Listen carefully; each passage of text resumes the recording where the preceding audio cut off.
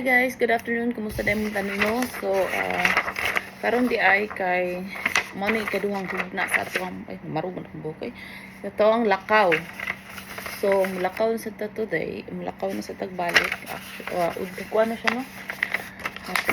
Hapon na no kasi ko naman lapas na masas 12. So, padoon na sa tamag grocery na sad.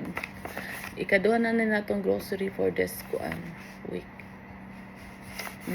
Kay hapon kay kuan to siya mga kuan lang siya pwede ra siya mapalit diri sa duol.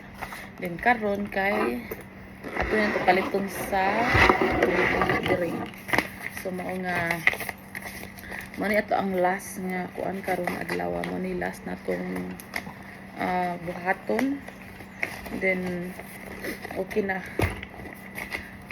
na ta, last na lang siya karon nga day, last na din karon nga adlaw, last na lang nako na siya nga gawas ganang sana manata sa to ang mga kuan mga kuan maong last na ron siya nakakuan for today ana din na siya last nga buhaton mga ano sa ta mga malitas mga kuan kasi actually ang kapaliton kay use mostly para sa kuan Paris. Kami makaon may pagkaon sa ganun kilid-kilid no kanang mga kuan kani siya kay arte mo gundo sa di siya makaon. Di siya makaon kanang nas mga kuan so mo na nga ako siyang moro ni ako tuog Mandawi. So mo na ako tuog Mandawi mo adurag ko anong palit og pagkaon niya. So good luck na lang gid. Itong naluya ko kay kanang mapabitay pagsugod sa buwan pero dagko na kay tag mga gastuhan no.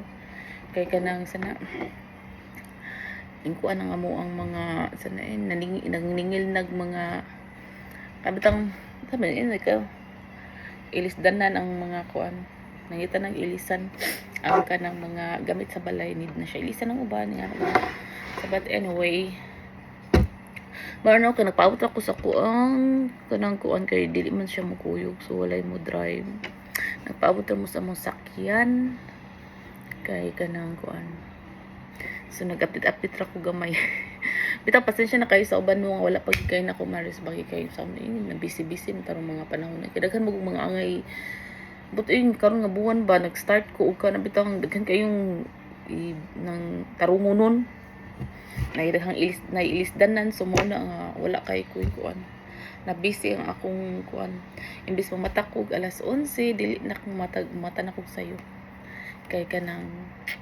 na mga angay ko wala kong bilbil grabe na but anyway that's it for now guys kay mulakaw na ko kay nana daw nga ako ang sakyan so have a good day ahead and God bless us all and please don't forget to follow and share bye.